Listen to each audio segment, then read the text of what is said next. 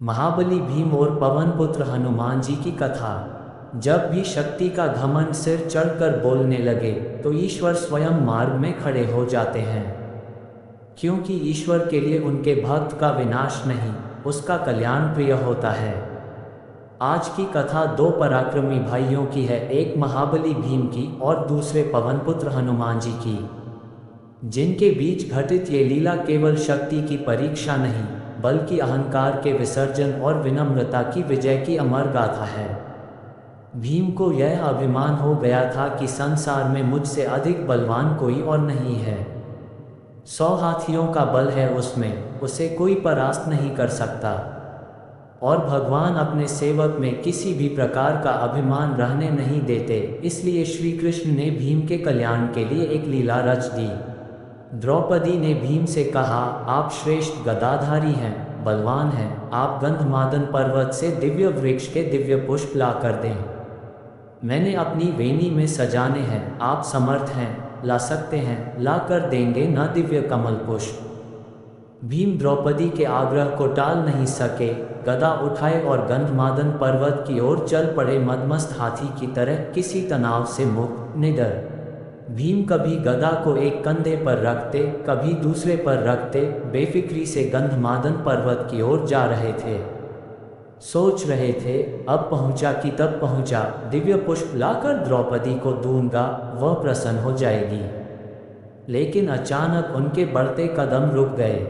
देखा, एक वृद्ध लाचार और कमजोर वानर मार्ग के एक बड़े पत्थर पर बैठा है।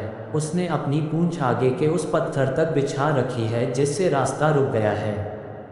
पूंछ हटाए बिना आगे नहीं बढ़ा जा सकता, अर्थात उस वानर से अपनी पूंछ से मार्ग रोक रखा था। और कोई भी बलवान व्यक्ति किसी को उलांघ कर मार्ग नहीं बनाता बल्कि मार्ग की बाधा को हटाकर आगे बढ़ता है। बलवान व्यक्ति बाधा सहन नहीं कर सकता, या तो वह बाधा स्वयं हटाता है या उस बाधा को ही मिटा देता है। इसलिए भीम भी रुक गए। जब मद, अहंकार और शक्ति बढ़ जाती है तो आदमी अपने आप को आकाश को छूता हुआ समझता है, वह किसी को खातिर में नहीं लाता, और अत्यधिक निरंकुश शक्ति ही व्यक्ति के विनाश का कारण बनती है। लेकिन श्री कृष्ण तो भीम का कल्याण करना चाहते थे, भीम का विनाश नहीं सुधार चाहते थे। भीम ने कहा, ऐ वानर, अपने पूंछ को हटाओ, मैंने आगे बढ़ना है। वानर ने देखा, एक बलिष्ठ व्यक्ति गदा उठाए, राजसी वस्त्र पहने, मुकुट धारण किए बड़े रोब के साथ उसे पूंछ हटाने को कह रहा है।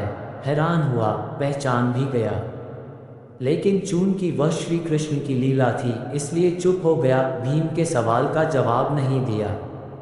भीम ने फिर कहा, वानर, मैंने कहा न कि पूंछ हटाओ, मैंने आगे जाना है, तुम वृद्ध हो इसलिए कुछ नहीं कह रहा। वानर गंभीर हो गया, मन ही मन हंस दिया, कहा, तुम देख रहे हो, मैं वृद्ध हूँ, कमजोर हूँ, उठ नहीं सकता, मुझ में इतनी ताकत नहीं कि मैं स्वयं ही अपनी पूंछ हटा लूँ।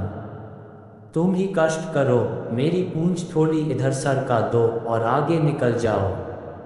भीम के तेवर कसे, गदा कंधे से हटाई नीचे रखी, इस वानर ने मेरे बल को ललकारा है, आखिर है तो एक पूंछ ही, वह भी वृद्ध वानर की। कहा, यह मामूली सी पूंछ हटाना भी कोई मुश्किल है, ये तुमने क्या कह दिया? मैंने बहुत बलवानों को परास्त किया है, धूल चटाई है, 100 हाथियों का बल है मुझ में। इतना कहकर भीम ने अपने बाएं हाथ से पूंछ को यूं पकड़ा जैसे एक तिनके को पकड़ रहा है कि उठाया, हवा में उड़ा दिया। लेकिन भीम से वह पूंछ हिल भी नहीं सकी, हैरान हुआ। फिर उसने दाएं हाथ से पूंछ को हटाना चाहा, लेकिन दाएं हाथ से भी पूंछ तिलमात्र नहीं हिली। भीम ने वानर की तरफ देखा, वानर मुस्करा रहा था। भीम को गुस्सा आ गया, भीम ने दोनों हाथों से भरपूर जोर लगाया, एक पांव को पत्थर पर रखकर आसरा लेकर फिर जोर लगाया, 2-3 बार, लेकिन हर बार भीम हताश हुआ। जिस पूंछ को भीम ने मामूली और कमजोर वानर की पूंछ समझा था, उसने उसके पसीने छुड़वा दिए थे, और भीम थककर निढाल होकर एक तरफ खड़ा हो गया, सोचने लगा, यह कोई मामूली वृद्ध वानर नहीं है, ये दिव्य व्यक्ति है और इसकी असीम शक्ति का मैं सामना नहीं कर पाऊंगा।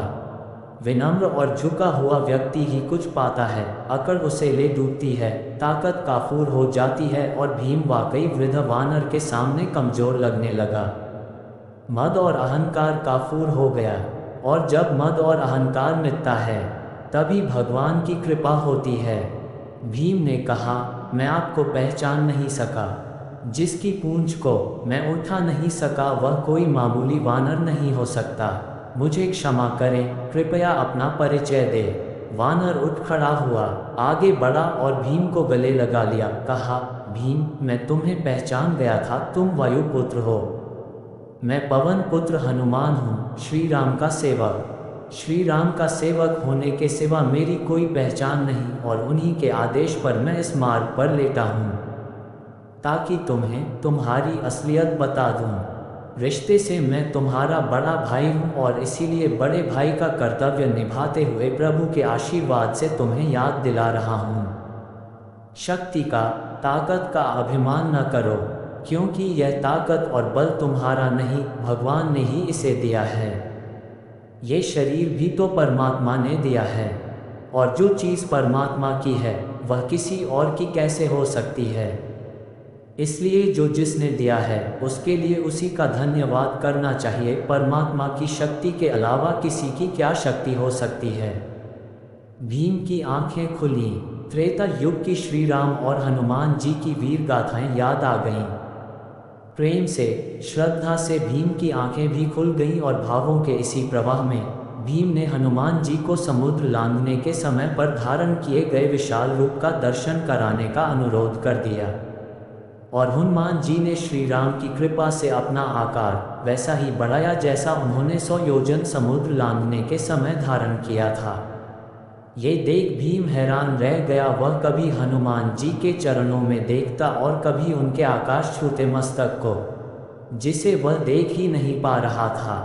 हनुमान जी ने कहा, भीम, मेरे इस रूप को तुम देख नहीं पा रहे, लेकिन मैं श्री राम की कृपा से इससे भी बड़ा रूप धारण कर सकता हूँ। भीम ने हाथ जोड़कर सिर झटक दिया और हनुमान जी के चरणों में गिर पड़ा। भौतिक पद, प्रतिष्ठा और धन का अभिमान कैसा, ये तो कभी भी नष्ट हो सकते हैं। भौतिक पदार्थ भौतिक सुख ही देते हैं, लेकिन परमात्मा की कृपा तो शाश्वत होती है, जिसे कोई छीन नहीं सकता, चोर चुरा नहीं सकता। आदमी को उसी दायरे में रहना चाहिए जिसमें परमात्मा रखे। परमात्मा की इच्छा के बिना तो पत्ता भी नहीं हिल सकता। इंसान की जिंदगी का क्या भरोसा, किसी भी मोड़ पर 4 कदम की दूरी पर खत्म हो सकती है। जिस दिन भीम को यह एहसास हुआ कि शक्ति का स्रोत वह स्वयं नहीं बल्कि ईश्वर की कृपा है, उस दिन से उनका जीवन बदल गया। हनुमान जी ने उन्हें सिखाया कि शक्ति का उद्देश्य केवल विजय नहीं, विनम्रता और सेवा भी है। जिस प्रकार हनुमान जी ने श्री राम की सेवा में अपने संपूर्ण बल को अर्पित कर दिया, वैसे ही जीवन का सच्चा मार्ग है प्रभु को समर्पण, क्योंकि अंततः अहंकार मिट जाता है, यश फीका पड़ जाता है और रह जाती है केवल प्रभु की भक्ति, जो अमर है, अडिग है और अनंत है। जय पवन पुत्र हनुमान, जय श्री राम।